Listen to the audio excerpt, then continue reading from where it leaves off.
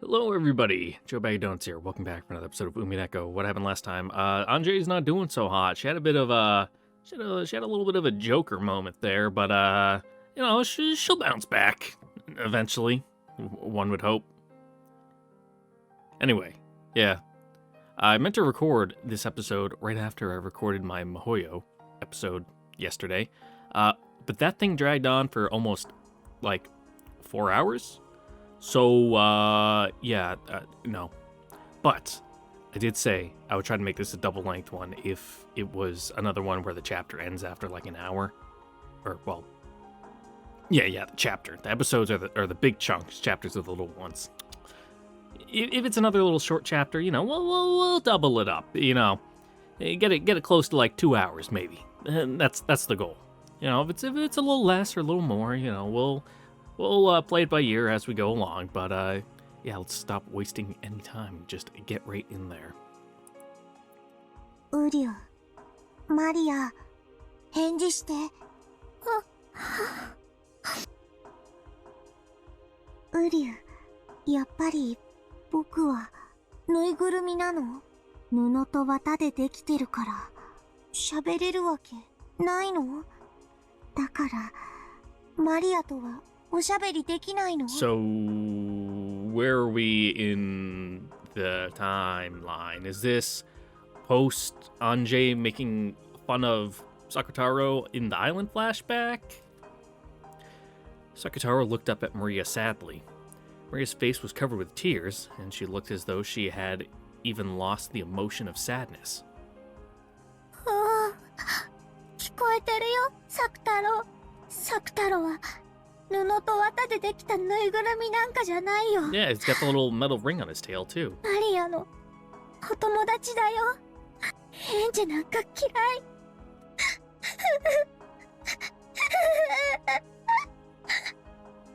ウリュ、マリアごめんね。マリアごめんね。ウリュ。Sakutaro felt regret. By freezing her heart, Maria had finally been able to escape from her sadness. By speaking up and calling her back, he had caused her to become overwhelmed with sadness again. Sakutaro, too many T's there, I fucking slammed it into his name. Sakutaro tried toddling up to Maria and hugging her, then letting go, gazing at her appearance uneasily and trying it again, lost as to how he could bring Maria's spirits up. He might have looked a little humorous doing that. As a result, I was able to divert Maria's feelings from sadness. ごめんね。もう泣いても仕方ないもんね。エンジェとは喧嘩しちゃったけど。It's a little hard for me to talk right now. I'd like bit the side of my tongue in my sleep. That's the thing I've been doing recently, like for the past like month or two. Like I'll just wake up and I'll have my jaw like clenched, like I'm like, I don't grind my teeth. But I seem to be, like, locking it really fucking hard in my sleep. And I guess I, like, bit my tongue when I was doing that. 僕だけじゃない。みんなもいるよ。サクスケも、サク吉も、動物の音楽 Not 隊 the も。most creative naming, convention in the world you got there. Maria looked at the many stuffed animals around her pillow, which were gathered together as though they were having a conference. みんな、マリアのこと心配してるよ。どうしたらマリアが元気になってくれるかなってずっと相談しているよ。みんなはエンジェみたいにいなくならない？ Well, unless Rosa comes home angry for some reason because of her chemical imbalance and like murders them. ならないよ。僕たちはいつだって一緒だよ。本当に？サクタロたちは家でしか一緒じゃないよ。ママと一緒にお出かけできないし。学校にも一緒に行けないよ。僕たちは学校に行っちゃいけないから。先生に見つかったら怒られちゃうもん。You'll also get referred to like a child behavior fucking specialist if they see you, having full-on conversations with your stuffed animals at your age. でも、見つからないならいつだって一緒にいていいんだよ。サク太郎、大きいから見つかっちゃうね。だったら、小さくて持ち歩ける子と一緒に行けばいいよ。例えば、ほら。What, the little band? 森の音楽隊の仲間たちなら、ほら、小さいからマリアのポケットに隠れて一緒に学校に行けるよ。音楽隊いっぱいいるよ。I just gotta rotate them out. ポケットに入りきらないよ。She gathered all the forest band pieces that were scattered across her bed. There were about as many of them as pieces in a chess set, so it would probably be impossible to fit them all in her pocket. なら、特に仲良しのお友達だけを連れて行くといいよ。Coffee? 森の音楽隊の中で一番マリアと仲良しのウサギの4人組を連れてくといいよ。Not the best. Black coffee, when it's ice cold, it definitely drops a few points. If it has like a little bit of cream and sugar in it, it's passable, but just straight black, it's cold bitter, not a very good flavor combination. 4つならポケットに入る。これなら見つからないね。だから、マリアはこれで学校でも一人ぼっちじゃないよ。僕が一緒に行けないところでも、この子たちなら一緒にいてくれるよ。Yeah, but because they're small, try not to lose them. なら、寂しくないかも。Or like fall and have them shatter in お your 家に pockets. 帰ってくるまで我慢できるかも。ママと先生にさえ見つからなければ、僕たちはいつだって一緒にいられるんだよ。そして、いつまでも一緒にいよう。遊んでいよう。僕たちはマリアを絶対に一人ぼっちになんかさせないから。うりゃ！ Maria's expression finally regained a little of its brightness. That's right. Thinking about it, my world didn't start out with Anjay in it. Even without Anjay, everyone was together and it was fun. So it's weird to suddenly get sad just because Anjay's gone when she was the last to come in. All that's happened is that I've returned to the world right before Anjay entered it. So there's nothing to be sad about. 寂しくないよ。サクタロもみんなも一緒だもん。うりゅう！マリア、大好き！もう人間なんかに、マリアの世界には誰も立ち入らせないよ。マリアージュ・ソルシエールは、マリアとベアトリーチェだけの二人きりの同盟。もともとベアともエンジェを加えるのには反対してたし、これでいいんだもんね。エンジェはまだ幼すぎたんだよ。エンジェのことは、また仲良しになれるまで当分を忘れていていいと思うよ。マリアがまた元気を取り戻せたら一緒に遊べばいいよ。それまで僕たちみんながずっとそばにいるからね。ありがとう。Unless, in this case, the next year is family conference where everyone dies. サクタロ、 And she didn't even show up. みんな。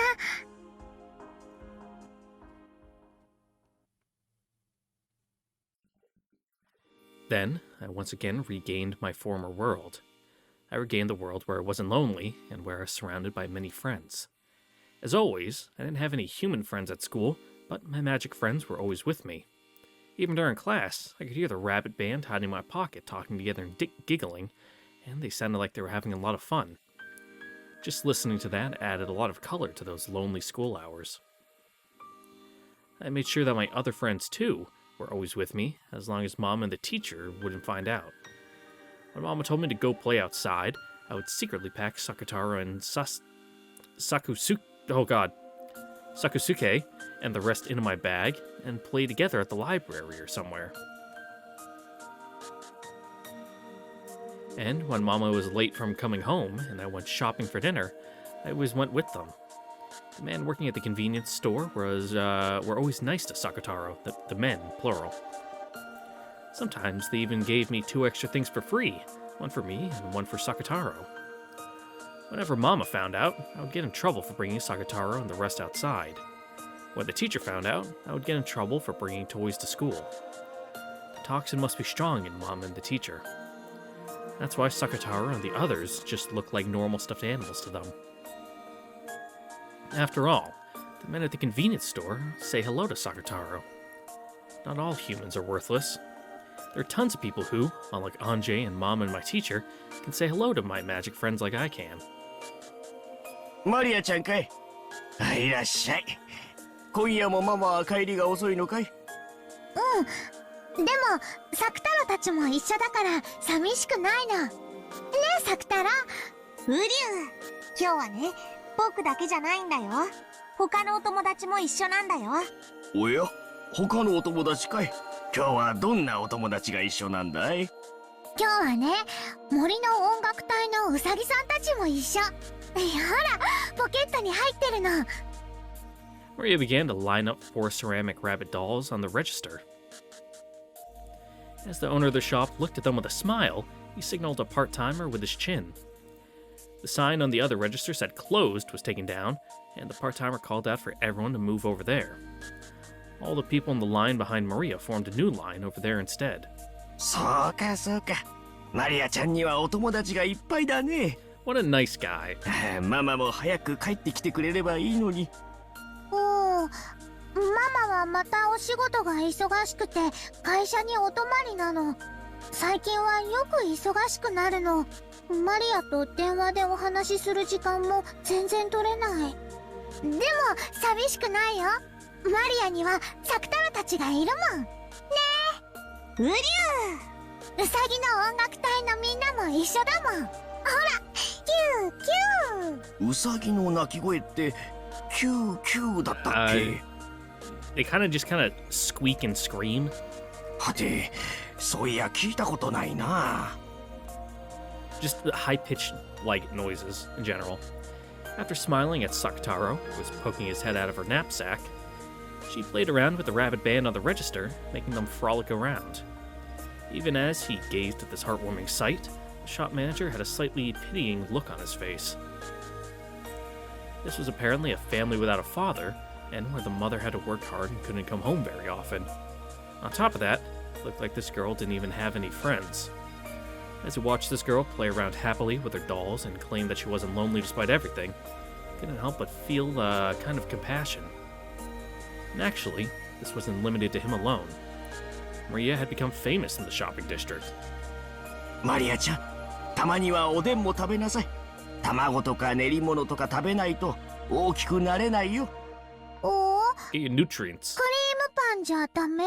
I mean, you can have that too. Just, some quote-unquote real food with it too. ウリュウ、いろいろ食べないと大きくなれないよ。今日はおでんにしよう。じゃあおでんにする。そうしなさい。おじさんが多めに入れておくよ。からしいる？Probably not. 辛いのは苦手。 Spicy? I mean, I guess mustard can be spicy if you like chomp right down on like an entire mustard seed, but そうかそうか。I'm more of a Dijon person myself. じゃあこぼさないように Not 持っ big て into 帰 like り the な。Heinz mustard, the stuff that's like bile yellow, looks like fucking bio slime. Something that would be like in a fucking toy set from the 90s or like early 2000s. Mustard needs to be brown. 温かいうちが美味しいよ。ありがとう。 She'd planned on getting some sweet pastries for dinner like usual, but since Odin had been recommended to her, she would be having that tonight instead. Letting someone else determine the menu makes for an unexpected and interesting meal. Very often, Maria had to decide on her own what to have for dinner, so it was easy for the menu to get a little one-sided. So it felt fun to look forward to a meal she hadn't anticipated. ウリュウ、おじさん、おまけしてくれてありがとう。お家にいる他のお友達にもよろしくね。途中でつまみ食いしちゃダメだよ。まっすぐお家へ帰ってから食べるんだよ。おじさん、ありがとう。 Maria held the bag with the Odin container high for all to see.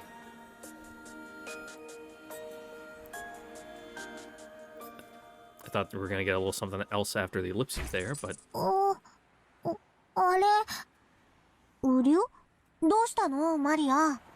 ポケットに鍵がない。 you locked yourself out? Standing in front of the door to her house, Maria searched and patted all over her body. The key to the house wasn't there. She always methodically put it in the same pocket. So there was no way she had put it in another pocket, but had searched her whole body just in case. It really wasn't there. お財布を出した時に落とした？ Possibly.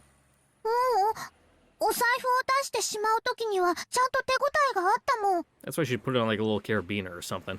途中でポケットを探ったときにもちゃんと手応えがあった。途中まではあったの。落としてなんかいない。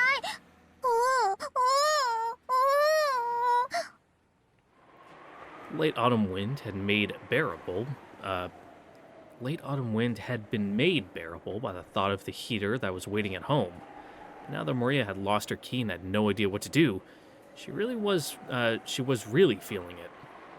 But no matter how hard she searched, she couldn't find her key. She turned out all her pockets and even tried taking off her jacket and hitting it, but to no avail. Of course, she also turned out the knapsack Sakataro was in upside down, but no key came out.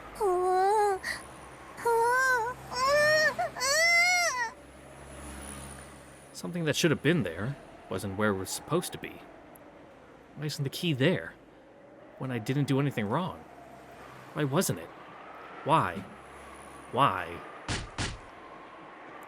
Maria stamped on the ground, cold and frustrated and angry.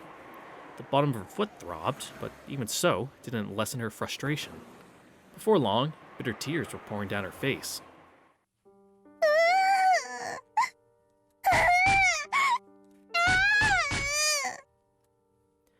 It wasn't her fault, so it was someone else's fault. But Maria didn't know who that someone was, and could do nothing but continue to let out a moan of anger. ウリュウ、きっと途中で落としたんだよ。探そう。来た道を戻って探そう。せっかくおでん買ったのに、卵とかおまけしてもらったのに。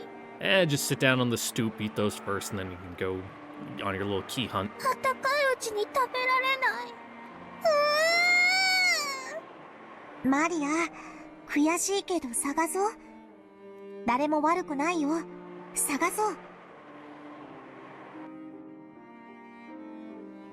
Maria finally lent an ear to Sakataro's words and began to plod back the way she came.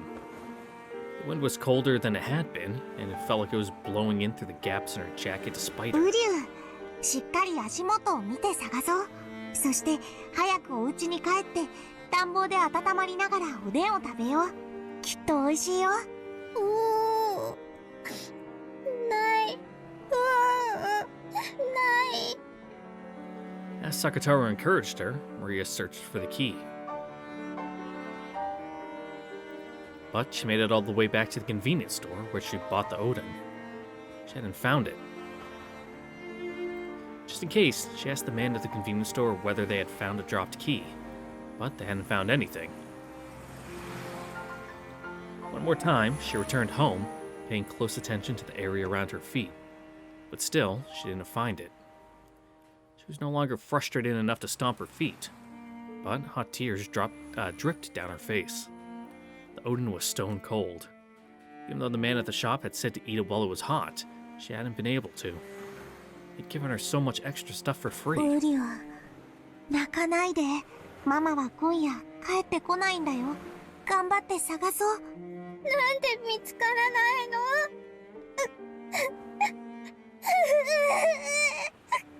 マリア、泣かないで。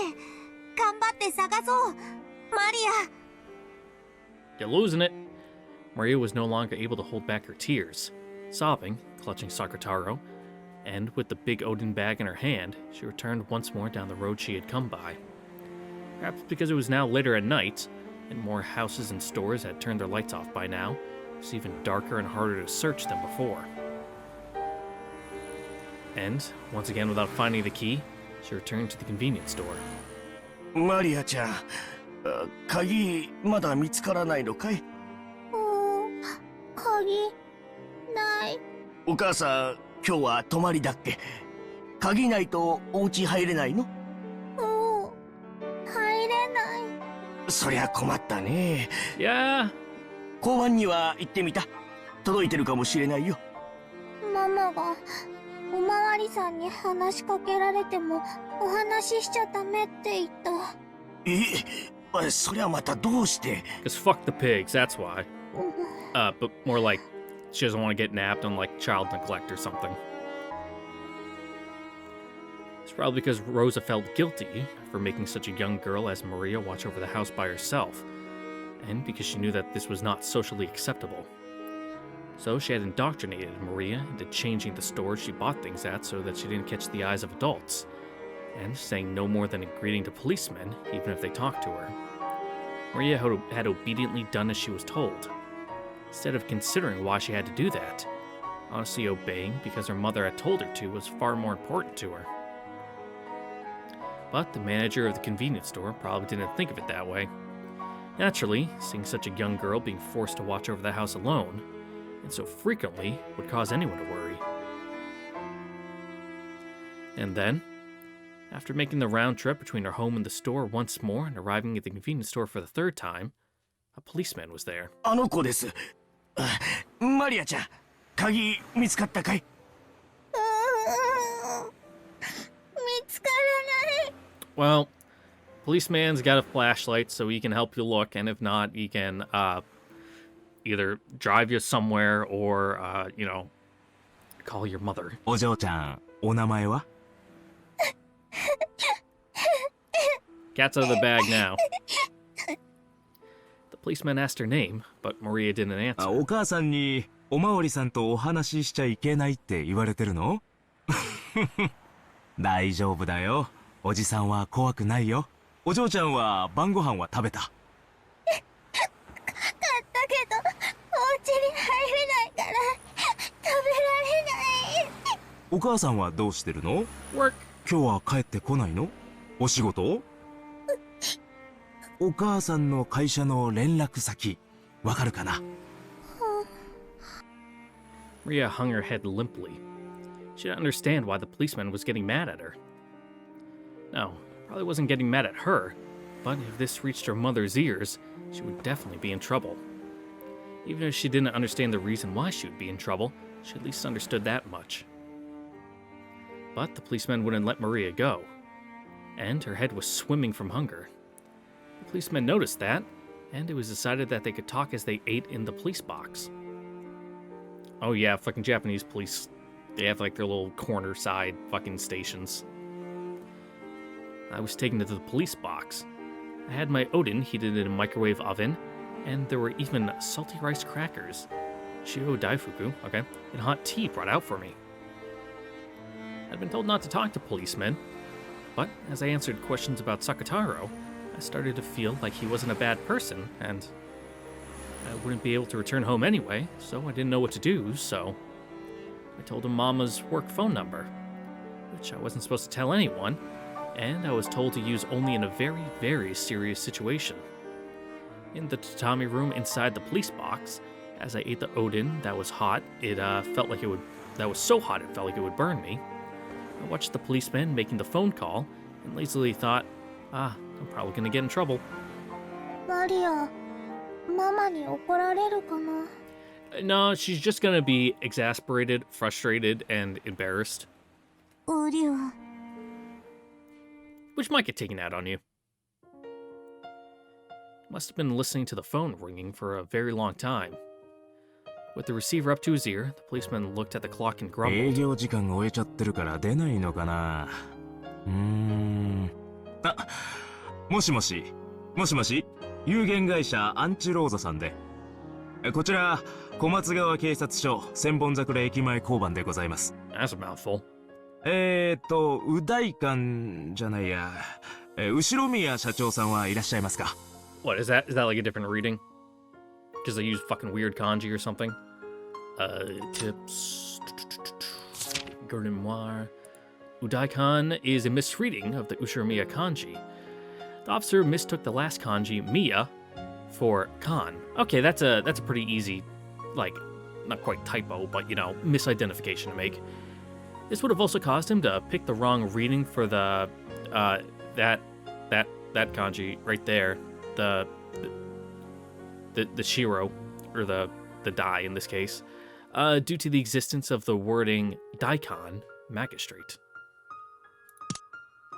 はい。休暇中？はい。社長は昨日から3日間休暇になってます。どういったご用件で？いや。それでどちらにおられるかわかりますかね？ Well, now this has gone from bad to worse. 連絡先とか聞いてたりしませんかね？ちょっとお待ちいただいてよろしいですか？ねえ、誰か社長の旅行先聞いてる？連絡先。彼氏と札幌カニ食い放題って聞きました。 Oof. いいなあ。寒いとこだと自然と2人の距離も縮まるのよね。連絡先は聞いてないよ。了解。もしもし、札幌に行ってるそうですけど、連絡先まではちょっとわかりません。Uh-oh. ご伝言しますか？ Nah. そうですか。参ったな。じゃあもし連絡がつきましたら、こちらから電話があったとお伝えできますか？ Yeah, the cops kind of had their kid. はい。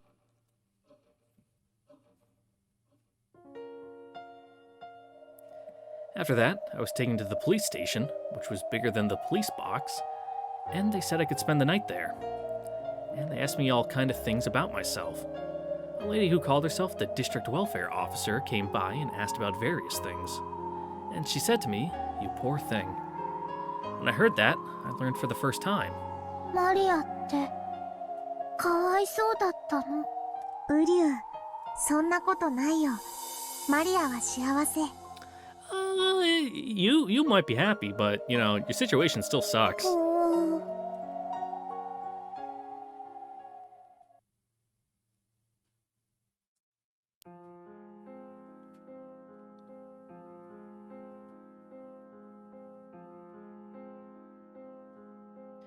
And Rosa came back. Maria was told to go to her room, but on her way back from the bathroom, she hid by the entrance to the living room and listened in on the exchange.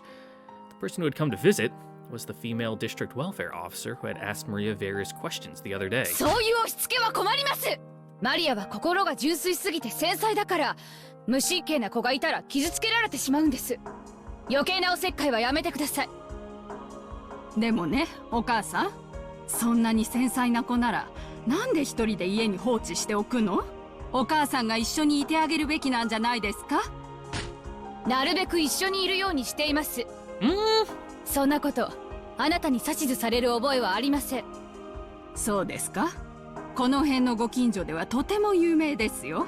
お宅のお嬢さんが夜頻繁に買い物や食事に来るって。This ain't a good look, Rosa. みんな気にしてて気を使ってくれてたんですよ。どうしてうちの子だとわかるんですか？ Well, you know, it takes a village and all that. 子供なんて街中 Just に in い this くら case, でもいる the じゃない village ですか。 usually includes the parent. Not in this case, though.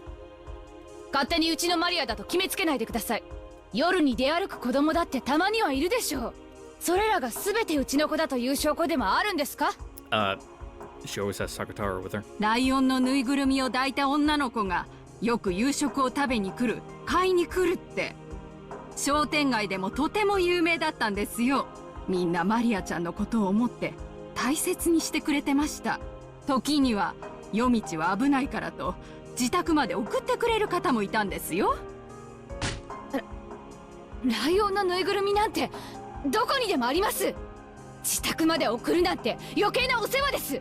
マリアを誘拐するつもり？マリアに構わないで。マリアは私の子です。私が育ててます。 Well, then maybe you should act like it. おかしな施設に入れるつもりもまるでありません。余計なおせっかいはやめて。ウリュウ、ライオンのぬいぐるみって僕のこと？ Yes. 大丈夫だよ。怒られるのはマリアだよ。サクタロは関係ないよ。 Maria hugged Sakataro, continuing to watch her mother fearfully. 私もマリアと毎日一緒にいられたらと思います。 Does that include running off to Sapporo for several days? でもシングルマザーですから働かなくちゃならない。私はこう見えても会社の社長ですから社員の生活も背負っている。一年中仕事で忙しいんですよ。休む暇だってないんです。そう？でもこの3日間お休みだったんでしょ？ Your underlings 休み spilled な the んかじゃありま beans. せん。私はずっと会社で泊まりがけで仕事をしていました。他の頼りない社員では片付けられない案件が私には山積みなんです。 You really think if it's escalated to this level, they wouldn't have dug around a little bit? どうしてそんな嘘つくの？ She's trying to lie to herself. あなたの会社の人が3日間お休みを取ってますって言ってるのよ。彼氏さんと北海道に行ってきたんでしょ？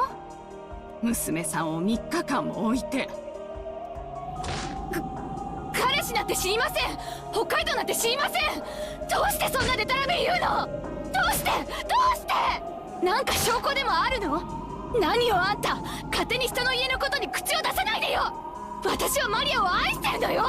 私には私なりの愛し方があるのよ。勝手に口出さないでよ。私は旅行になんて行ってないわよ。仕事してたのよ、ずっと。マリアに1秒でも早く会いたくて、仕事を少しでも早く片付けようと一生懸命会社に泊まり込んで、ずっと知らない。北海道なんて知らないわよ。勝手なこと言わないで。Ma'am, you're being a little unhinged. もう帰って。 You're not making a very good case for yourself. 帰ってよ。何なのよあんたは。帰って。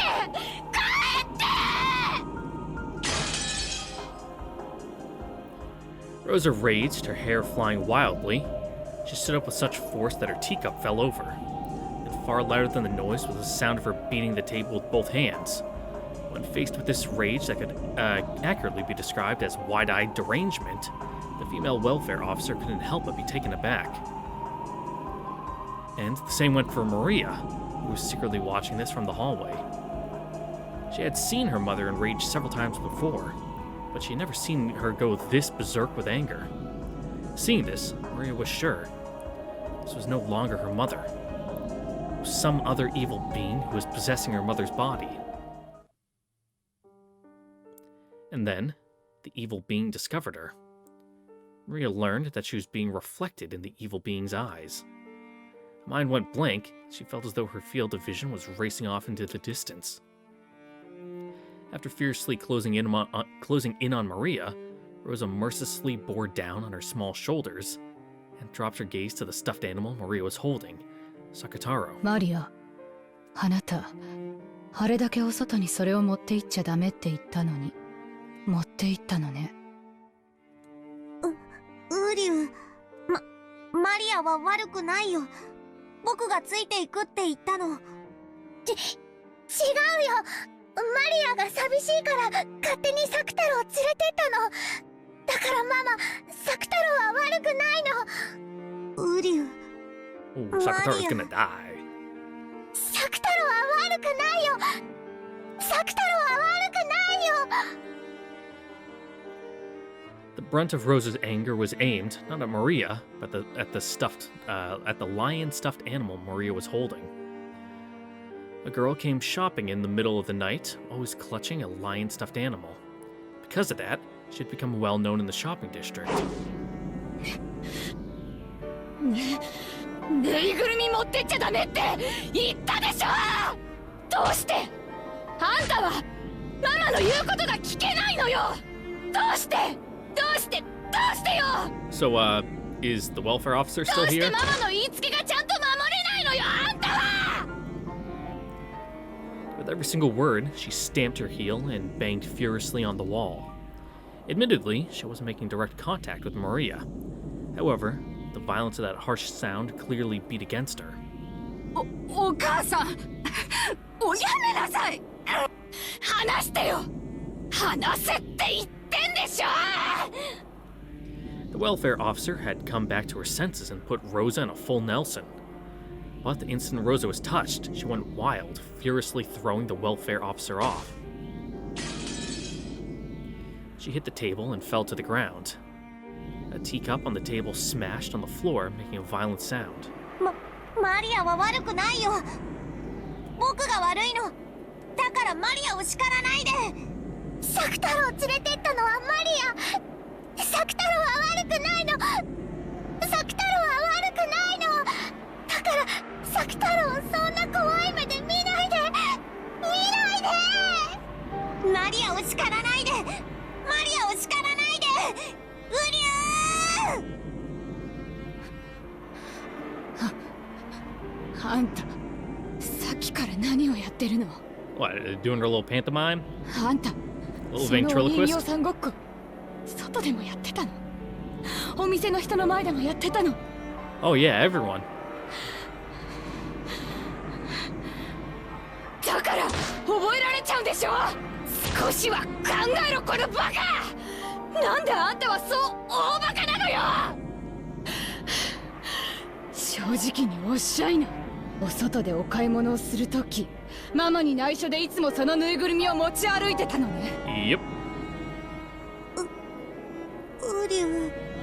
その変なぬいぐるみ語をやめなさい。ぬいぐるみじゃなくあなたの言葉で喋りなさい。サク太郎はぬいぐるみじゃないよ。マリアの友達だよ。ぬいぐるみって言わないで。 Oh, now Rose is gonna have to open him up and, show you his insides are just full of stuffing. はいはい、わかったわ。サク太郎だったわね、名前。ママに内緒でそのサク太郎人形を持っていつもお買い物に行っていたのね。 Maria admitted it honestly. If she hadn't admitted it, then Sakataro would have said something to take the blame. So by admitting it right away, she was protecting her small friend. サク太郎だけ？他には？まさか学校にも何か変なのを持って行ってるんじゃないでしょうね。お母さん、お嬢さんは悪くないでしょう。その質問をおやめなさい。あんたは黙ってなさい。私と娘の話でしょ。ほらマリア、ママの目を見て話をしなさい。ママの質問にお返事は？サク太郎だけじゃないの。ウサギのみんなも一緒。 Smash! 今も持ってるの？ Maria fished around in her pocket and pulled out those 4 ceramic rabbits with her tiny hand. The rabbits were her precious friends who could go to school with her in Sakataro's place. But when Rosa saw that, she shook her head slightly as though dizzy. In Maria's communication booklet, a note had been written that Maria was apparently bringing toys to school and playing with them. Is that like a little take-home report card thingamajig? Communication booklet is a notebook which elementary schoolers in Japan take to school with them, used as a short message communication tool between parents and teachers. For instance, the students will be told to write down information the parents need to know about the next day of classes. Parents can use them to keep teachers informed of lost items, health issues, or request that their child skip a gym class. Or because children tend to go to school in groups, notices of absence or lateness can also be written in them and the booklet handed to the group. And it requested Rosa to give her a home instruction to try to prevent this. But Rosa had dismissed the teacher's communication as fault-finding, and on the contrary, had phoned the school to make a complaint of her own, saying that there was no way her child would bring toys to school. For nearly an hour, she had shouted at the vice principal to stop making false accusations about her daughter. To a certain degree, the school grasped that Maria was a pitiful girl. They knew that the small toys she brought in were her only friends. They had done this, so they had done their best to overlook it. But when the other students caught sight of them, some of the boys started complaining that only she was allowed to bring toys, and the school had racked their brains on how to cope with this. They tried to gently send a warning by way of the mother, but after Rosa's overreaction, even Maria's teachers had decided to overlook it. But now Rosa knew. She had been the one who was wrong, and her daughter really had been bringing toys into school. And the school had seen the sorry sign for bringing toys into school and playing with them as her only friends. To Rosa, who knew her daughter was a little different from normal children, having this peculiar side of her daughter exposed and found fault with was more unbearable than anything. So she howled. She raged. The welfare officer tried to cut between Rosa and Maria again, but she only met with Rosa's wrath again. Rosa once again threw the woman off with a face like a demon, and when even that failed to curb her anger, she stomped on the ground over and over again so forcefully that it seemed that she might break through the floor. Then, after seeming to come back to her senses for just a second, she suddenly froze her rough breathing and asked Maria. マリア、そのウサギの音楽隊はマリアの大切なお友達？ Yep. そう4人もお友達がいてよかったわ。 As she said that, Rosa took one of the rabbits from Maria's hand. Then, she shoved it in front of Maria's eyes so she could see it very well. It was a cute little doll, like a chess piece of a rabbit holding a trumpet. She slowly lifted it into the air. Of course, Maria and Sakataro's eyes also followed it. And then, with a speed that the eye couldn't follow, she hurled it against the wall. She had half imagined that this worst. She had half imagined that this worst possible thing might happen. So she instantly realized what had been done. So Maria let out a short, despairing scream. It was in pieces. It had been small and sturdy, but not enough to accept her mother's fierce rage. ママの言うことをちゃんと聞かないから一つ壊れちゃったわ。今後ママの言うことを守らないたびにまた一つ壊すからね。 You're really gonna say this in front of the child welfare officer? 覚えておきなさい。あなたそんなことするなんて母親ですか？ Yeah, you're gonna have a case put against you. そんなことしてお嬢さんが傷つかないと思ってるんですか？マリアが傷つく。私も傷ついているのよ。私の傷は誰が責任取ってくれるのよ。誰が？あんたは黙っててって言ってるでしょ。やめてママ。悪いのはマリア。おばさんを怒らないで。マリアは悪くないよ。僕が悪いの。マリアを怒らないで。うりゅうりゅうりゅうりゅうりゅうそのぬいぐるみごっこをやめろって言ったでしょ。大体ね、気持ち悪いのよ。ぬいぐるみがお友達ってあんた今年でいくつよ。 Is she 9 yet? Or 何 is she 歳 still よ。こんなの布と綿の気持ち悪い下手くそなぬいぐるみじゃない。こんなのしか友達いないのあんた。こんな化け物のぬいぐるみとお友達ごっこしてる暇があったらちゃんとした人間の友達を作りなさいよ。 Go touch some grass, Maria. なんであなたにはいつまでもお友達ができないのよ。そうなんだからいつまでもクラスで変わり者扱いされてバカにされてもうほんとしっかりしていい加減にして。こんなぬいぐるみ遊びもう卒業しちゃってよ。うりゅうだからそのぬいぐるみごっこをやめろって言ってるでしょ。Gonna fucking rip Sakataro's head off? 返してサキタロ返してうりゅう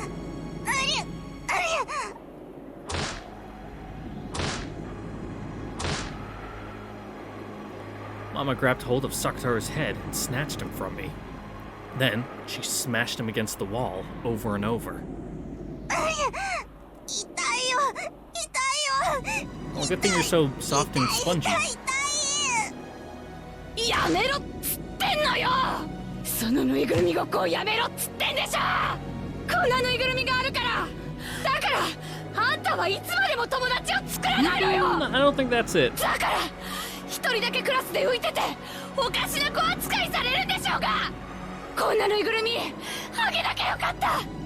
こんな気持ち悪いぬいぐるみあげなきゃよかった。やめてサクタロ返してサクタロ返してサクタロはマリアのお友達なの。親友なの。 Rosa's like, I brought you into this world, I can take you out. サクタロさんいるの。 Know all Sakataro's weak points. The fucking shitty stitching I did on his side. だから返して返して。 For some reason, my frantic request just added oil to the fire of Mama's anger.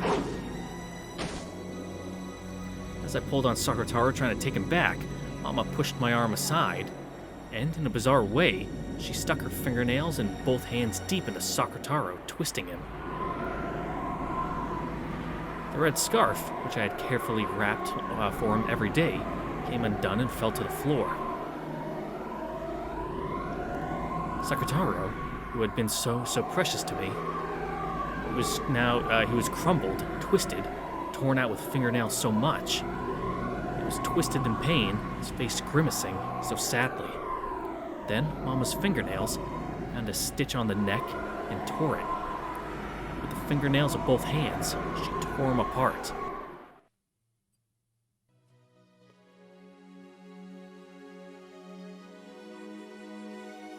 In that instant, Sakutaro's yellow cloth and the cotton inside burst apart. It looked almost like a moist cotton candy.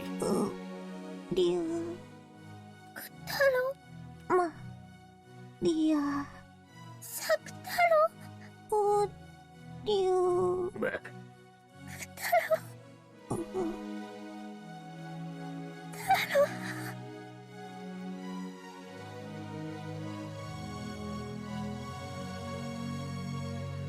The crumpled yellow cloth and the cotton candy that was flowing out were thrust right in front of my eyes. Then, through Mama's face, the evil being stated it clearly. 作太郎は死んでしまいました。 No!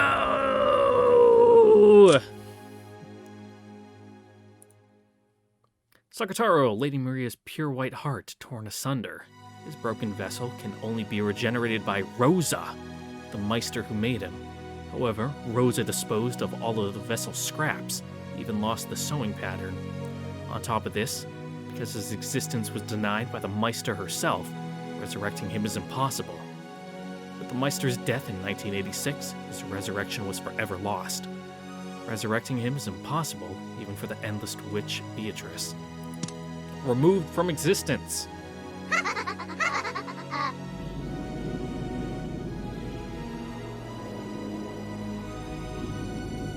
Mapending Gigukaro Sakutaro escaped. Ooh. Ooh-ah. Ooh-ah. Garudu. Sakutaro. Wah. マリア泣くんでない。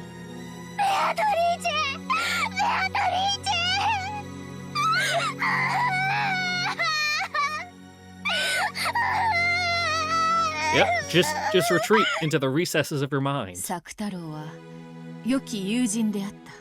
そなたがそれを忘れぬ限り、常にそなたと共にある。Mm-hmm. People aren't truly gone until, you know, the last memory of them goes away. だから泣くんでない。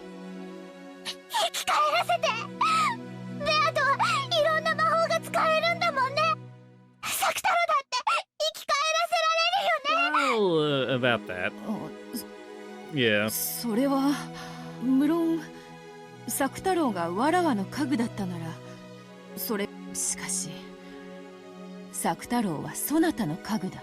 Yeah, and you know, he wasn't made by her, so... わらわにそれは難しい。難しいってことは無理じゃないんだよね。生き返らせて無限の魔法で生き返らせて。 He's too many, you know, accounts of separation removed. 実はな、作太郎のよりしろはローザの手作りのぬいぐるみであったろ。 Ain't got no authority over him. そのローザが作太郎を否定した。母にその生を許されなかった命は存在できぬのだ。 Rose's words, Beatrice's words were feeble. Because she knew that, no matter what the excuse, it wouldn't be enough to calm Maria and make her accept it.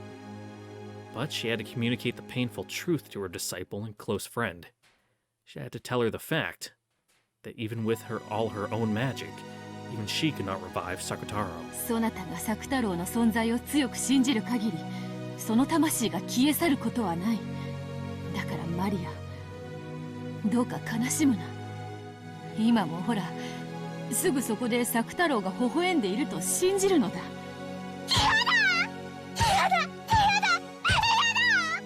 作太郎生き返らせてくれなきゃやだ。やだ。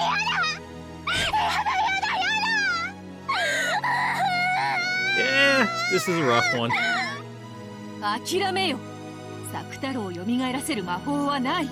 そしてそれでもなお作太郎がそなたの親友であり続けることを強く信じよ。その力が魔法となる。そんなの魔法じゃない、魔法じゃない。 That's just coping. サク太郎が生き返らなきゃ嫌だ。ママの手作りだからダメなの。どうしてママはサク太郎を作ったの？マリアにプレゼントするためじゃないの？マリアのお友達にするためじゃないの？なのになんでママは自分で作って自分で壊したの？ Because your mom's not really that good of a person. Rosa sucks. どうしてママは自 Said 分 time で and time 産んで again. 自分で壊そうとするの？わかんないわかんない。ママが憎いよ。ママが憎い。悔しい悔しい悲しい悲しい。サク太郎がそうされたようにママをねじり上げてやりたい。爪を立てて引き裂いて布地と綿にしてやりたい。 Don't worry, just wait a little bit. Fucking Beatrice will do that for you. 悔しいよ悔しいよベアトリーチェ。サク太郎。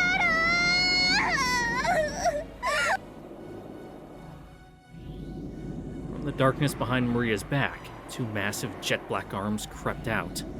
Coiling around Maria, she sobbed in anger. Massive fingernails stuck into Maria's chest and stomach. Maria could not see them. Beato could. Anger and sadness without any place to go will tear you apart. Beato knew that. She could see that. Yes. In the end, those massive arms were Maria's own.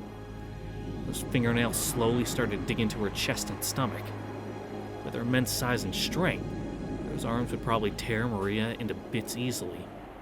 But Maria herself couldn't notice. Drowning in a sea of her own tears, she couldn't notice that her own arms were trying to tear apart her own chest. 悔しい悔しい。サク太郎がどうしても生き返らせられないならマリアは復讐したい。ママを同じ目に遭わせてやりたい。サク太郎と同じ目に遭わせてやりたいの。ベアドリーチェ、そのための魔法を教えて。ママをやっつける魔法を教えて。Maybe not. その言葉は本心。ママを殺してやる。あれはママじゃないよ。ママに取り付いた悪い魔女だ。ママの魔女を殺してやる。よかろう。その力 Oh, hell yeah. そなたに与え Fucking る。 power up. Let's go. 心美しきそなたが自らに引き裂かれるくらいだ。そなたにその苦しみを与えた心なき母こそがよほど引き裂かれるに値する。教えようぞ、魔女の世界 Here, the に magical 光さすこ gun. となき深淵の奥底。サ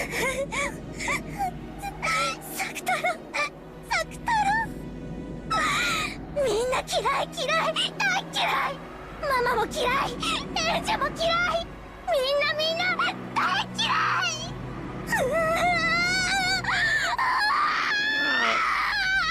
NJ's case is a little different, you know.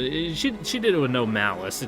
Just, kids having no filter and not knowing when to shut up.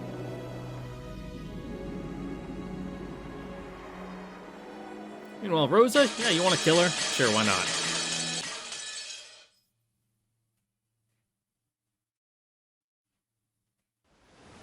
Oh, flashbang. You really gotta do that every time? I've been trying to take a nap, but the boat really was shaking bad. That's why I get a hammock. That's what I do when I fly on our cargo jets. If there's no cargo, what we do is we take the ladder that we have hanging on the wall, and we ratchet strap that down to the floor. So that way we have something to put in like the middle of the cargo deck to put one end of the hammock onto, and then there's like spots on the wall we can hang the other end of the hammock. So that way when the jet's like rolling and rocking, you stay relatively stationary because, the hammock will kind of just maintain position while the rest of the jet moves. Good if you get motion sick easy. I gave up on sleeping and went up onto the deck. I was welcomed by the shining sun and a strong sea breeze. Up on the deck, Amakusa was doing some stretches. Probably had a lot of time on his hands too. It'll still take a while longer to reach Nijima. It would have only taken on the order of half an hour by airplane, but there was the chance that the Sumadera's net extended over Nijima Airport. The harbor would probably be the same. For that reason, I'd obtained a boat that would let me land while avoiding the harbor, with no questions asked. I bumped into a cheery boat captain, treated him with generosity, and he decided to help me out, amused. まだだいぶかかるの？さっき船長に聞いたら、あと2時間はたっぷりかかるそうです。ま、贅沢は言えねえですな。いいお天気ね。焼けちゃいそう。甲板で読書ですか？本が痛みますよ。Yeah, the surf, not very good for books. Amakusa apparently got the idea because I was clutching Maria Onechan's diary under my arm. I'd been reading it as I tried to fall asleep, which was why I had come back up still carrying it. どうですか？マリアさんの日記から六軒島の真相は探れそうですかい？ Maybe some hints.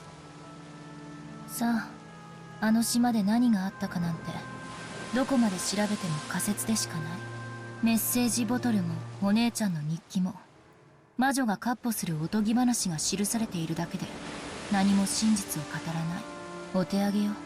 新島での関係者からの聞き込みに期待するしかないですね。ウィッチハンターどもが散々質問攻めにしてるでしょうから、きっと真実なんて見つからないわよ。If they'll even talk to you at this point, they'll probably just be like, "Ugh, God, another fucking person asking."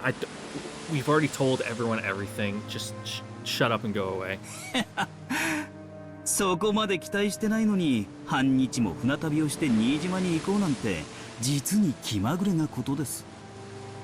調べたっていう自己満足のための旅みたいなものよ。本気で12年前の真実が解き明かせるなんて、私も甘えてるつもりはないわ。その自己満足が終わったらどうするつもりで？さあ、考えてないわ。新島に行って関係者の話を聞いて、最後に六軒島に行って花でも捧げたら、私の旅はおしまいね。Several days had already passed since this journey began. After being told by Bern Costello on the roof of that building to search for the truth of 12 years ago, I left on a journey akin to trying to grasp a cloud. At the time, I felt something mystical about it, and I remembered feeling as if I might be able to grasp some kind of miracle at the end of this journey. But several days are enough to bring a person back down from that high. As I stood on the roof of that skyscraper that day, my heart had nowhere left to go. It was completely dead. Wanting from the bottom of my heart to be released from the cage of my body and rise into the sky, I crossed the fence in order to die. Maybe experiencing the desire to die was actually stepping forward, throwing my body down, causing some kind of mystical experience inside my head, making me think I had received a message from a witch. The more the excitement from jumping down lessened over time, and the more I came back to my senses, the more this journey lost its meaning.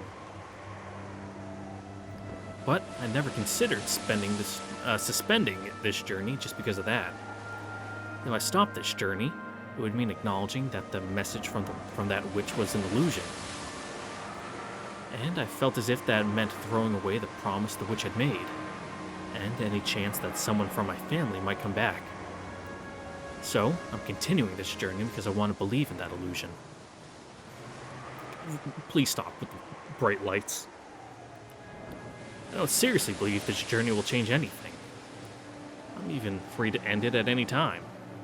It's up to me to choose where the final destination is. In the end, this journey is only for my personal self-satisfaction. 自己満足か。聞こえは悪いですが、そいつが実は人生ってやつではないかと思ってます。It's okay to be a little selfish every now and again.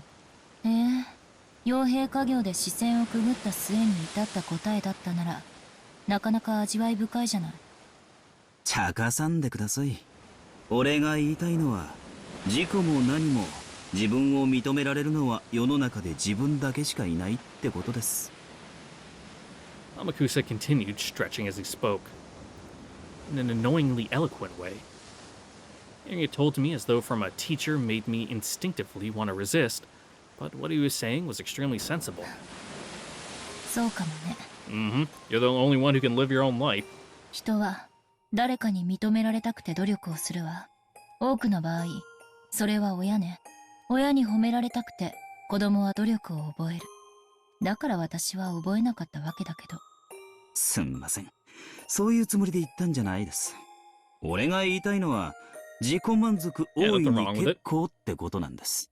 誰に褒められたって、それを納得できなきゃ意味がない。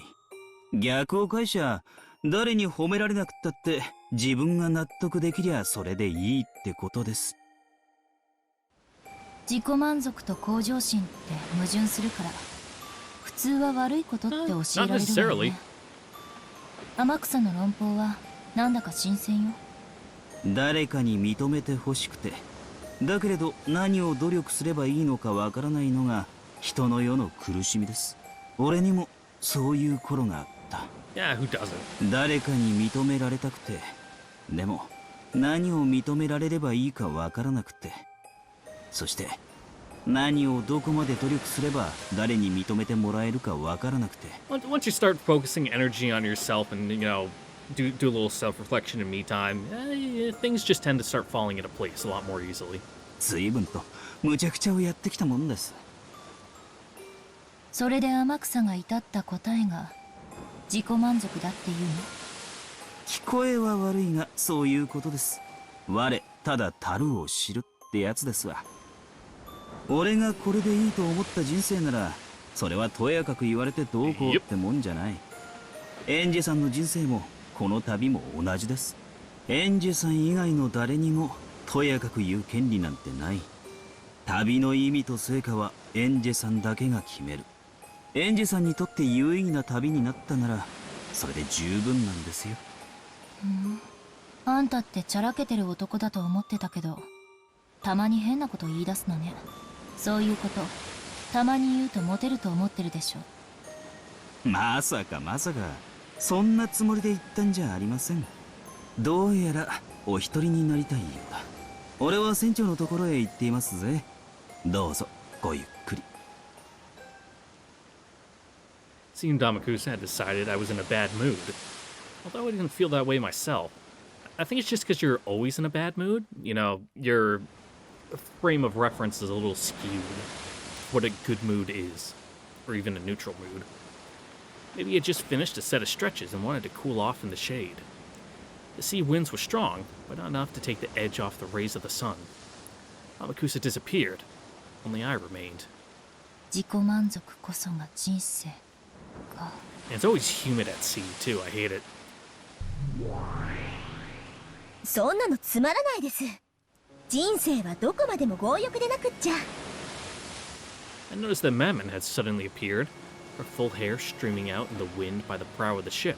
強欲な人生は確かに楽しいわ。でも、あなたと違って人間には寿命がある。Well, still gotta, have a little something going for you. It's good to be,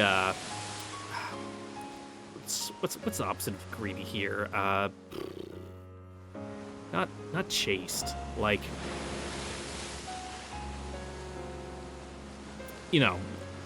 being content is fine, but, you got something you want, why not just grab it? 永遠に強欲のままだったなら、人は死ぬ最後の瞬間にも欲があることになる。欲があるということはつまり欲しいということ。Okay. 持っていないということ。満たされていないということ。自分が満たされていると思えないまま死ぬのはきっと辛いことよ。だからきっと自己満足って必要なんだわ。なるほど。寿命ある存在にはそういう妥協点も必要ってことですか。Yep, life's all a balancing act. 私たちの主はやたらと寿命の長いお方ばかりだったんで、考え。人間ってのは満たされるために生きてるのかしら。だとしたら無欲が一番人生に優しいことになるわ。 Yeah, but it's also the most boring and pitiful. なるほど。7つの大罪の一つが強欲になるのも納得ね。お褒めに預かり光栄です。 Apparently, that counted as praise in Madame's eyes. She turned and gave a graceful curtsy. 園児様、人間は死の瞬間に満足であるために生きてるんですか？死の瞬間に何かが満たされていないのはきっと辛いんじゃない？だとしたら人間は満足な死を迎えるためだけに生きてるわけですね。より良い死のために Oh, 生 that's きて one way る。 to look at it. 死ぬために生きてる。 Wow, that's all of a thing to say. Yes, I should have expected that from a demon stake. However, words might be the truth. Humans suffer because they aren't whole, and they live to be made whole. That might be the same, in other words, as a desire to die while whole. 言い返せないわ。人は満たされるために生きてる。そして満たされたまま死にたいと願ってる。だからその満たされ方がわからないのはとても辛いことだわ。どうやれば満たされるんです？人間の人生は。I don't know, it's up to them. 認めてもらうことよ。お前は幸せだ。誰が認めてもいいものでしたら私が認めてあげますよ。そうよ、そこなのよ。誰に認めてもらえばいいのかわかる？その認めてくれる人を探すのが人生の旅なんですか？ Eh, maybe. へえ。おかしな話 I ね。 mean, depending on the person and how, like, free-spirited they are, you know, sometimes it just needs to be themselves. 認めてもらおうと認めてもらわなかろうと自分の境遇に変化はないはずにもかかわらず、認められれば満たされ、認められないから満たされない。まるで青い鳥だわ。カゴの中にもう青い鳥はいるのに、それに気づけないからどこまでも探しに旅立たなければならない。何ですかそれ？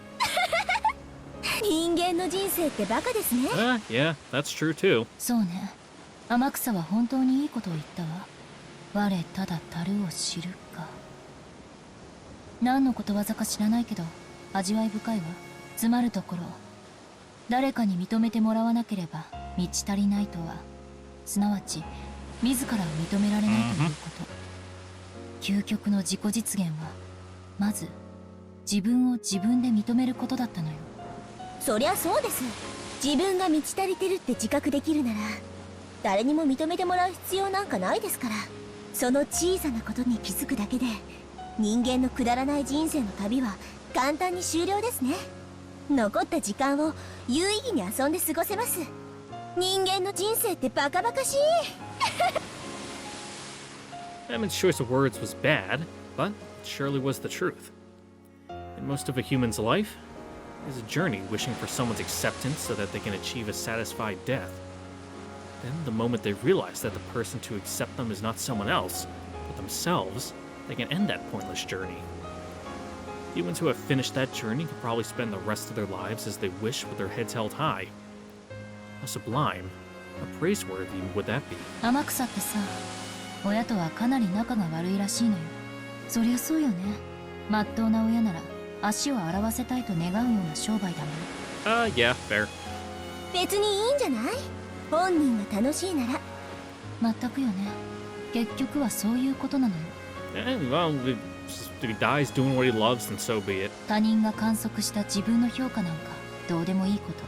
And if that's like if what he loves is getting blown up by an IED in fucking Somalia or whatever, then, you know, more power to him. 自分の存在を自分自身がしっかり認められたならそれで十分なのよ。自分に自信を持って生きられるならどんな生活だって受け入れて納得できるに違いない。天草はきっといつか戦場で流れ弾を食らって大怪我をするでしょうよ。Probably. あるいは死ぬことさえあるかもしれない。でも天草はそれを理不尽とは思わないと思う。それも人生と。あいつはケラケラ笑ってるような気がするの。Yeah, you win some, you lose some. いい生き様じゃない。 Can't roll fucking 20s forever. 惚れるわ。自分で自分を認められない哀れな人間は生涯それを求めてさまよい、何も受け入れられず不平不満だけを口にし、満たされないまま死んでいく。哀れだわ。何の目的もなくダラダラと生きてる連中に比べたら、やがてのだれ死にするかもしれないけれど、自分の人生に胸を張っている天草の方がよっぽど高潔なのよ。人生悟っ You た know, ものの unless 勝 he ちっ takes て like a ことじゃ rocket な to い？ the chest and he has no fucking chest left. 少しでも早く悟れれば、その分有効に残りの人生が過ごせてお得よね。 Those words of Mammon's, I finally came to terms with a certain fact. I had described her as an abnormal kid, a little strange. However, that wasn't the case. She had simply finished that journey faster than anyone else, and taught herself to keep her own chin up and live with confidence. だからマリアお姉ちゃんはすごかったのかもしれない。彼女は小学校低学年になるかならないかという年齢のうちにそれに至ったのよ。Other people like us, looking at their life from the outside, couldn't call it happy by any standard. But even though such days were engraved in her diary, the entries always finished up by saying it was a happy day. Even though you can catch glimpses of her mother's lack of love for her, in spite of that, she believed that her mother did love her. A mother's love that didn't exist, she created herself, filling her world with love. Others observed her as an unfulfilled, pitiful girl, but she's told herself that she was fulfilled and accepted herself how she was. And so, she was happy that way. It's easy to observe that as something pitiable and sad, but to her, that was an outsider's opinion and didn't matter in the slightest. The only important thing was whether or not whether this was happiness to her. Just like how, when people who live in the city point to the lifestyles of those in the country and lament the inconvenience and feel sympathy for them, it's really just misplaced kindness. If those who live are satisfied with what they have, that's more than enough.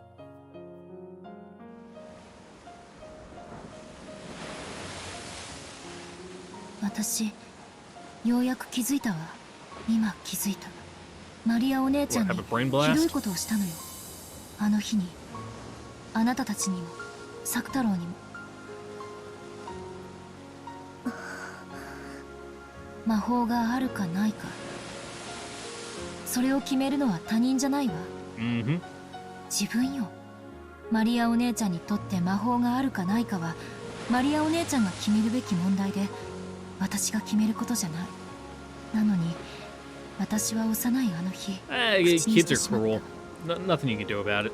魔法なんてあるわけない。 We've all said things we've regretted when we're young and stupid. 彼女を傷つけてしまった。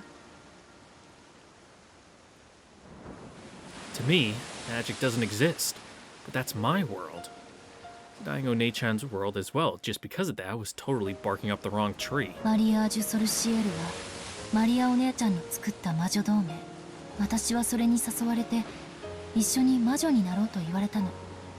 新しい面白い遊びだと思って私はしばらくの間そ Yeah, れ but に then you 付き合 get ったわ。 bored of it. でも幼さゆえの残酷さ、途中で飽きてしまった。そして鋭利な言葉で彼女の純粋無垢な心を切り裂いてしまったの。あの時大喧嘩をしたはず。私はすぐに忘れてしまったけれど、彼女には忘れられないものだった。なぜなら彼女にとって魔法は確かに存在する自然な力で、それは私とも共有できると信じていたから。マリアお姉ちゃんにとって魔法は世界を幸福に解釈できる、いえ全てを幸福にできる Power of まさに魔法の imagination. 力だった。それを私にもお裾分けしたかっただけ。その気持ちを幼い私が引き裂いた。だから彼女は誰とも魔法は分かり合えないと殻の中に閉じこもってしまったのよ。だとしたらマリア教もやはり人生の旅は終わってないわけね。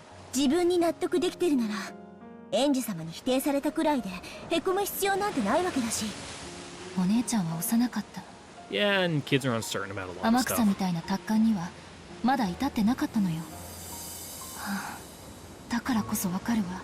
マリアージュ・ソルシエルという魔女同盟がなぜ必要なのか。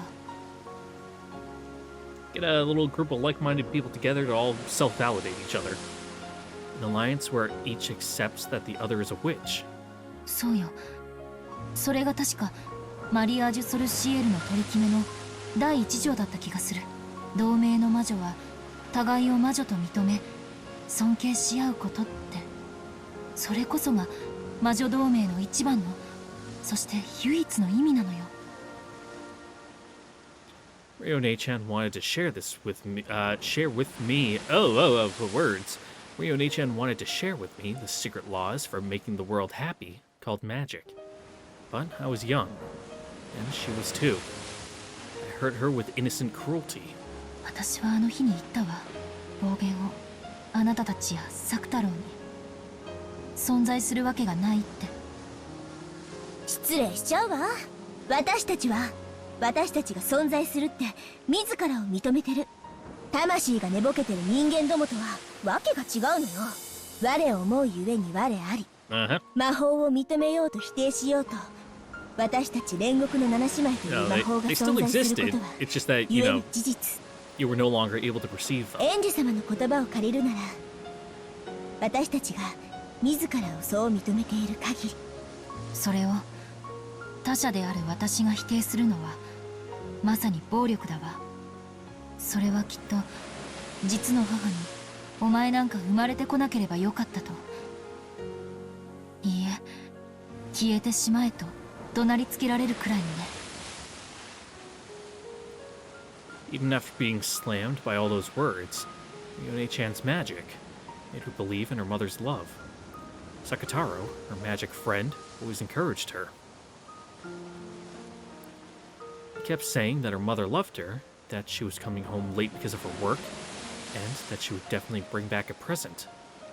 Even after Maria learned the fact that it really wasn't because of work, magic still kept her believing that. So, by believing that her mother loved her, by accepting her, she filled her world with love and peace and serenity, and established it perfectly. 12年前に何があったのか、私の家族がどうなったのか、それを探る旅じゃなかったのよ、これは。なら、この旅は何なの？マリアお姉ちゃんにあの日のことを謝る旅だったのよ。どうしてかわからないけど、そう思うの。あの日、Alright, well, 彼女を傷つけなければ。you're the one leading this little expedition, so the end goal can be whatever you want it to 12 be. 年前の事件は起こらなかったんじゃないかって、そう思うの。I have no basis for it. I don't have a clue how hurting Ryonei-chan would be connected to that mysterious incident several years ago. I mean, several years later. But for some reason, I can't imagine that there is no connection. A witch caused that incident, and the culprit is the Golden Witch Beatrice. And Beatrice was part of the Marriage Sorcière, alliance of witches. I had horribly hurt the other witch of that alliance. I had hurt her by saying that magic doesn't exist. And that's why, several years later, an inexplicable crime by a witch occurred. And that 2-day period, which can't be explained with anything but magic, was thrust in my face via a message bottle. きっと私は無関係じゃないのよ。わからない。偶然かもしれないし、運命かもしれない。なぜかこの旅で私はそう思うようになったわ。根拠は？ないわ。勝手にそう思ってるだけ。Just going off vibes? 日本人って面白いわね。被害者であっても自分に非があったように感じて勝手に謝り出す。家族を奪ったベアトリーチ様憎しって言うなら、勝手に非を感じて謝りたくなってくるなんて本当に変わってるわ。もちろんベアトリーチェは憎いわよ。その気持ちがなければ Yeah, it's この multi-layered 旅 here. は続かないわ。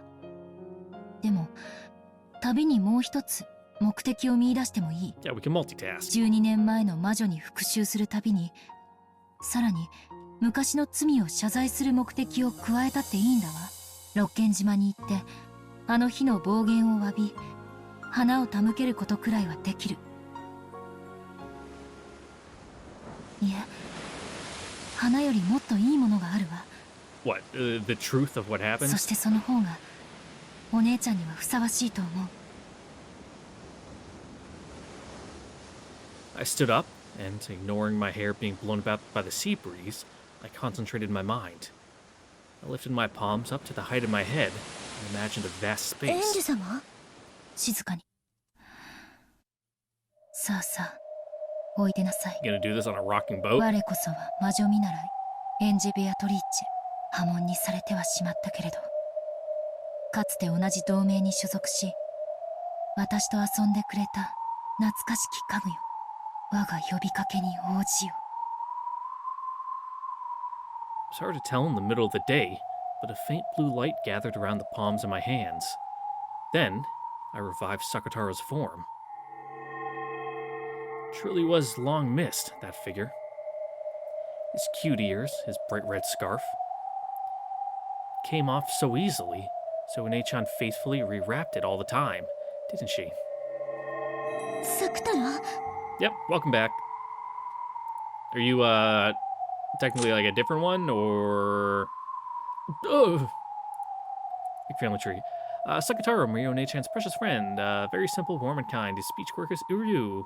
I remember Mario Ine-chan used to say too. Okay, so. わかる？私たちがわかる？おりょマモンエンジェ。 Yeah, it's a bit of a jump from where you last left off. With a sleepy face, as though waking up from a long slumber, Sakataro looked all around him as he spoke. お久しぶりね、サクタロ。あなたを私の力で呼び出すのはきっとこれが初めてだわ。そして今や私にしか呼び出せない。ウリュウ。 Those words might have been a bit cruel. Sakataro's face clouded over. かつての私はあなたを否定した。その私があなたを呼び出したということはあなたの存在を私が認めたということ。いいの？僕はエンジェの世界に呼び出されてもいいの？ His eyes were slightly frightened. It's only natural. I, who had played with him like a friend before, had one day suddenly denied him and tried to burn him with anti-magic toxin. It's only natural that he was 謝 scared. るわ。あの日のこと、マモンにも、そしてみんなにも。 At some point, the rest of the seven sisters had gathered on the deck. No, they were there at all times, always by my side. As long as I accept that it's okay for them to be there, they will appear any time. あなたたちは確かに存在するわ。ルシファーも、レビアタンも、サタンも、ベルフェゴールも、マモンも、ベルゼブブも、アスモデウスも、そしてサクタロウも。よろしいのですか？エンジェ様はベアトリーチェ様に挑もうというお方。It's fine. 魔女を否定される立場にあられるお方が我らを認めてもよろしいのですか？私の世界にとって魔法が存在するかどうかは悪いけど保留させてもらうわ。 Yeah, we'll again cross that bridge when we get to it. 私自身が魔法の存在を認めたわけじゃない。 Who knows what this is? なのに我らを認めるという矛盾はどういうことです？魔法は信じる人には存在するってことよ。私が信じなくても誰かが信じたならその人の世界には魔法が存在するわ。それは私が魔法を信じたって信じなくたって何の干渉も受けない。いいえ、受けてはいけないのよ。その誰かは胸を張って自らの魔法を信じればいいのよ。 Sure. そして私はそれを認める。だからあなたたちが存在しても全然おかしくはないのよ。なかなかの詭弁ですが、面白い会社。 Yeah, you're doing quite a lot of fucking jumping through mental hoops there, but hey, if that's what you need to do to, you know, rationalize, then whatever. You do you, girl. エンジェ様のそれは悪魔の証明そのものでしょう。悪魔の証明？ Yeah, Beatrice used to talk about it a lot. 悪魔の存在を証明するには悪魔を連れてくればいいけれど、悪魔の存在を否定することだけはそして私たちはここにいる。つまりそれはエンジェ様が魔法を信じようと信じまいと私たちの存在は揺るがないということ。無流エンジから半魔法の毒が消え本当だわ。魔法を否定する立場なのにどうして。 She just chooses not to. それは多分尊重し認めるという心を知ったからだわ。今の私にならマリアお姉ちゃんの、そしてベアトリーチェの魔法の深淵も理解できるかもしれない。 In the past, I insisted that I didn't believe in things like magic. That something like that couldn't exist. I acted like I had my eyes tightly shut and couldn't see anything. But now I'm different. I get the feeling like I can look right at the thing called magic and close in on its true nature. 惜しいわ。この現代にこれだけ半魔法の毒素の抜けた人間なんて本当に稀よ。魔女に向いた稀有な才能なのに。そうね。今のエンジェ様が魔女を目指してくださったならベアトリーチェ様に及ぶかもしれない大魔女に成長されたかもしれないのに。 Yeah, but I don't think she wants to be anything like Beatrice. それでも我らの存在を認めてくださった我らの主である。おそらくエンジェ様が我らの最後の主となるだろう。最後の奉公と思い尽力しようではないか。なのにエンジ様自身がまだ魔法を信じてくれないのが納得いかない。エンジ様、ついでに魔法も認めてくださいよ。 No, that's ridiculous. せっかくの主なのに魔女じゃないなんてなんだかもったいない。最高の魔女になれる逸材なのにその目的が魔女を撃つことだなんて。 Well, you know, it takes one to know one. 惜しいです。まあそれもエンジ様の人生で生き方でそうと決めた世界ならばそれは私たちにとやかく口出しできることではないわけですが。私を理解してくれてありがとう。そうね、魔法が私にとって存在するかどうか Does to someone out there. それは私が決めることだわ。世界のどこかに魔法が実在したとしてもしなかったとしてもね。 When I think about it, the world is so vast, and yet so small. Billions of people live on the Earth. But I probably won't even meet 1% of those people. Even so, I will speak of the world. Without knowing even 1% of the world, I will speak of my world. 私が知らない世界の法則を私に否定する資格なんてない。だから私の世界に魔法が存在しないからといって私の知らない世界に魔法が存在することまでを否定することはできない。まさに悪魔の証明というわけだわ。いえ、業に入りては業に従えというべきかしら。 Just play along. I can be confident in the world I know. So even if my world is denied by a complete stranger who doesn't know a thing about it, there's nothing to worry about. And in the same way, just because I don't know another world, that doesn't make me qualified to deny it. だから私は自分の世界に魔法があるかないかを問わずにマリアお姉ちゃんが教えてくれた魔法を否定することなんてできやしない。無理だって見たことがなくても魔法は存在するんだもん。ええ、だからすでに言っている通り魔女同盟マリアージュ・ソルシエルの友人であるあなたたちの存在もまた私にもそして誰にも Sure, let's go with 否 that. 定することなんてできないわけ。 I proclaim the most important part again. Even though the sea breeze and the crashing of the waves were noisy, it was a time of silence. Both Sakataro and the Seven Sisters of Purgatory were reflected upon my words. And, probably, I did too. Does magic exist or not? Do witches exist or not? I reflected on the fact that, while ignoring what the answer was within my world, I decided openly that I would accept their existence, despite it being a contradiction. ありがとうエンジェ。そこまでお認めになったなら魔女もお認めになって。 No. いえ、愚問でした。その問いに対する答えを Which still aren't すでに real. エンジェ様は明確にお持ちだ。ごめんね。魔女がこの世界のどこかにいるかもしれないことを私は認めるけれど、でも私の世界は揺るがない。魔女も魔法も認めない。 Yeah, there might be someone somewhere out there, but because it upsets Beatrice, I refuse to accept 六 it. 軒島の真実は必ず暴いてみせるでしょ。ええ、それが私の世界よ。仮に本当に魔女が存在したとしても、私の世界では認めないわ。当の魔女にどれだけ言い寄られたとしてもね。エンジェ様のお立場は魔女を撃つこと、そしてそのお気持ちにいささかの揺らぎもないこと、よくわかりました。我らはエンジェ様の家具、煉獄の七姉妹、いつでもおそばに You better carry your weight. お役に立てる日が来るのをいつまでもお待ち申し上げております。エンジェ様が魔法を信じてくれない以上、話し相手くらいにしかなれないけれど。今は十分よ。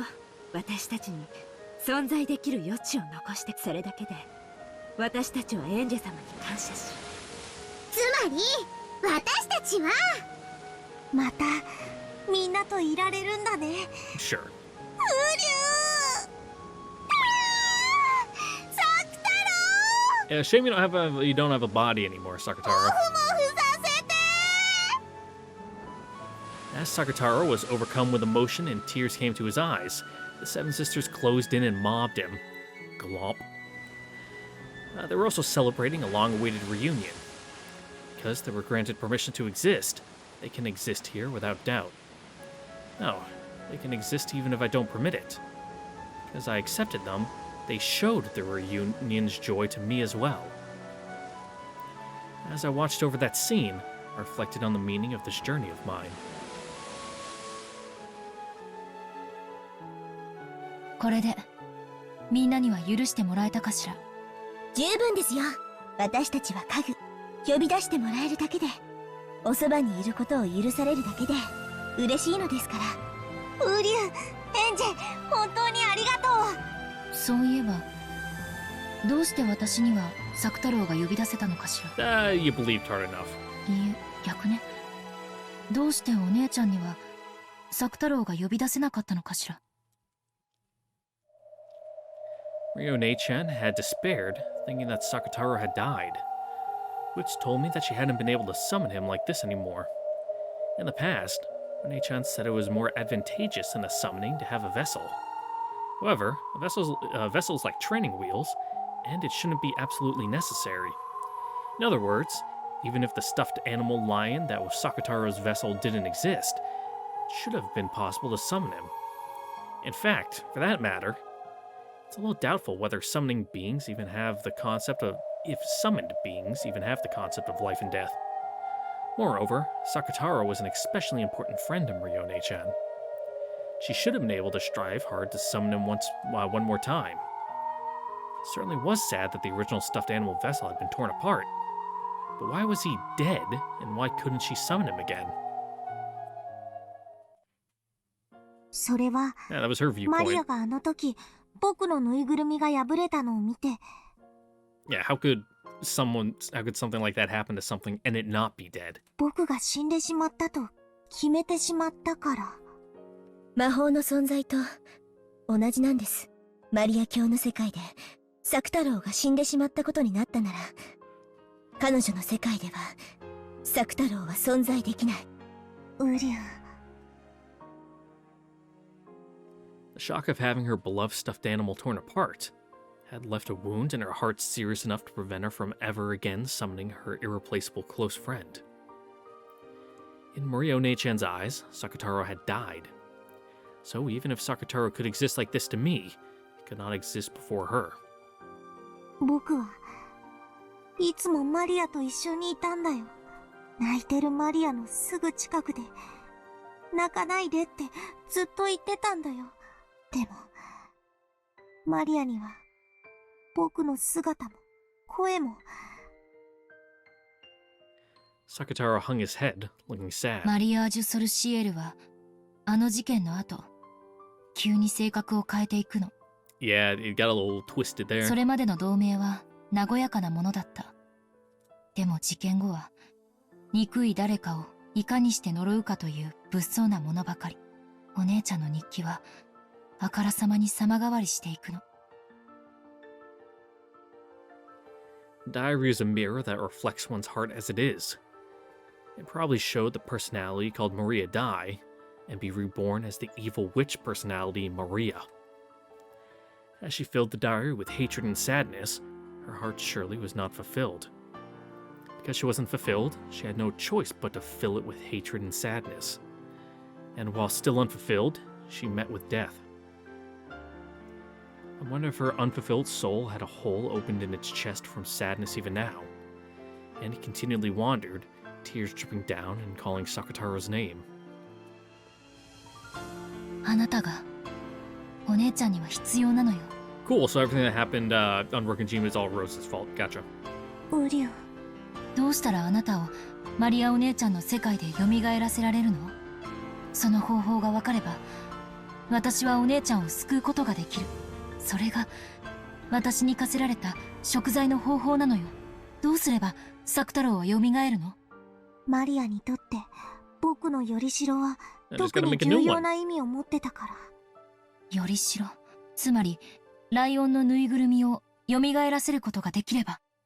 でも僕のぬいぐるみはローザママの手作りだから、ローザママにしか作れない。Even inside the diary, Morionei-chan had asked this of Beatrice and had been refused for the same reason. The magical significance of a stuffed animal being unique and handmade is very large. Then, we could make the same thing once more. But Aunt Rosa is already gone from this world. We can never make the same thing again. 同じぬいぐるみをもう一つ作ってあったとか、そういうことはないの？彼はマリア教の誕生日プレゼントのために作られた世界でたった一つのぬいぐるみ。You were just not making a new individual. 手作りでたった一つのよりしろなんです。だから大きな魔力を秘めているんです。そして失われたらもう二度と手に入らない、蘇らない。ウリュウ。Morionei-chan knew that. So when she saw that stuffed animal, unique in the world, be torn apart, she despaired. Because it was a stuffed animal unique in the world, and it permitted her no compromises such as simply buying another, she despaired from the bottom of her heart. でも、サク太郎はここにいるわ。よりしろなんかなくても、ここにいる。私がそれを認めているから、私の世界では確かに存在する。Yeah, but to Maria, you know, they're one and the same. マリアお姉ちゃんが認めなくても、You know, the stuffed animal and the, you know, spirit soul of Sakataro, whatever this guy is. そうよね。理屈ではそうですが、同じ理屈でマリア教にそれを認めさせることもまた困難かと思います。マリア、僕は死んでないよ。ここにいるのに。ウリュウ。きっと六軒島でマリアお姉ちゃんに私は再会できると思うの。そして私は Well, somewhere, considering they never found the bodies. お姉ちゃんの中のあなたを蘇らせて再会させるわ。Except Maria's like lower jaw. できるの？難しいでしょうね。魔女同盟に誘われた私が意味を理解できず拒絶してしまったのと同じように、彼女もまたあなたの存在を拒絶するかもしれない。でもやるしかないわ。それが私にできる唯一。エンジ様、六軒島で何が待つのか。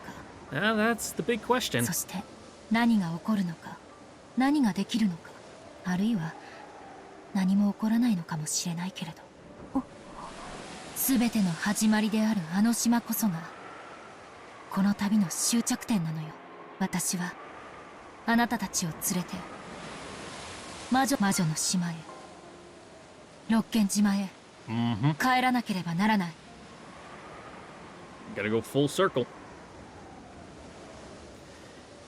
Even though the rays of the sun had been so strong, at some point clouds had started to hang over us.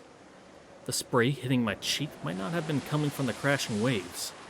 エンジェさん、軽く一雨来そうですぜ。下へ降りた方がいいんじゃないですか？ Amakusa called out to me with an expression of surprise that I was still here.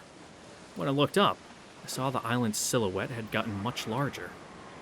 We might reach land very soon. I remembered that the weather report had mentioned scattered rains. The sky wasn't dark enough for rain clouds. Probably be just for a short time. Even if the rain was light enough not to be a bother, having rain start to fall as soon as we approached the island felt like some kind of fate. It was probably raining on October 4th, 1986 as well. I was approaching the Rokenjima of that day, and not just in distance. I went back down with Amakusa. Amakusa was carrying what looked like a quite large and heavy golf bag. It was something Amakusa had brought back from God knows where after we split up for a day. I wasn't going to inquire as to its contents, but it's hard to imagine that they're anything peaceful. 中身はあえて聞かないけど、重そうね。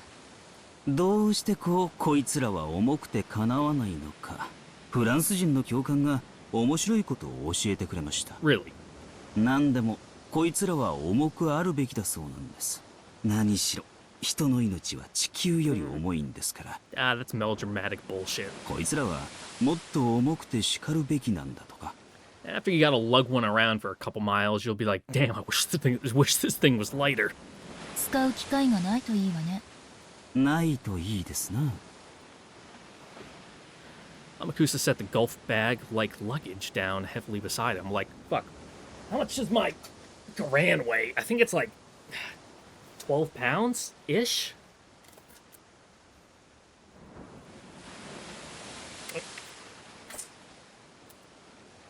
Yeah, that's probably like 12 pounds. Ugh.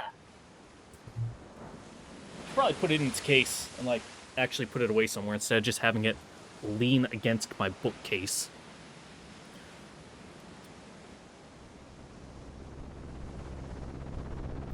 Helicopter, helicopter. Oh, no. Turboprop.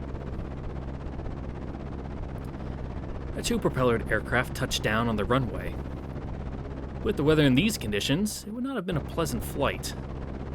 Everything after this flight had been suspended due to the weather.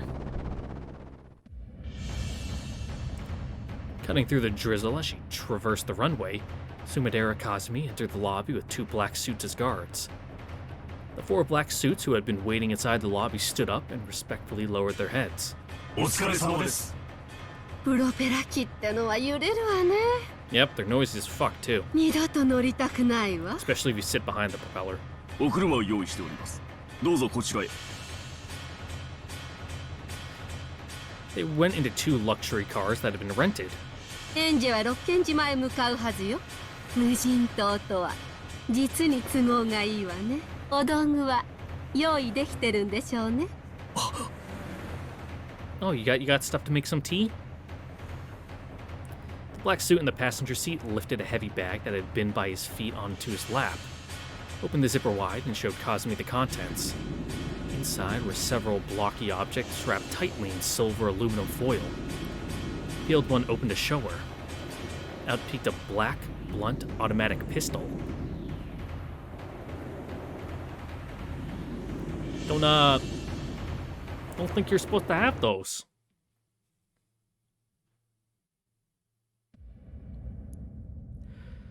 Oh, finally, back to Rokenjima. Jesus Christ. It's been a while since we've been here. But with that is where we're going to end it here for today. You know, I was right. Double parter. They're both shorter ones, so I'm glad I did that. So, yeah. Don't forget to like, comment, subscribe, and ring the notification bell. I'll see you all next time for the next episode of Umineko, where we will finally go back to 1984? 1984, right? 1986. Fuck. I always mix up October 4th and 1986 and mush them together and mix up the numbers. But yeah, catch you guys later. Bye. Mwah.